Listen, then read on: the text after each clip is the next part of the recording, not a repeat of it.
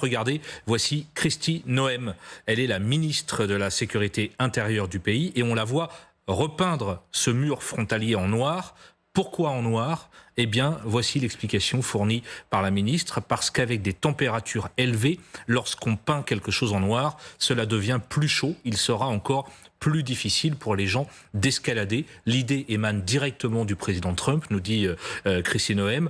Et cette idée, c'est donc que les migrants se brûlent si d'aventure souffrent par des brûlures s'ils tentent d'escalader la frontière. Alors pour tout vous dire, je pense que cette initiative pose quand même la question de la cruauté des traitements infligés aux migrants illégaux par ce gouvernement américain. Autre illustration, Alligator Alcatraz. On en avait parlé au début de l'été, ce centre de rétention installé en Floride, dans la zone des Everglades, un campement de toile installé au cœur d'un marécage, 200 000 alligators autour pour empêcher toute évasion et surtout des conditions de détention indignes, des tentes sous le soleil, des cages grillagées, des conditions dénoncées par les organisations de défense des droits de l'homme.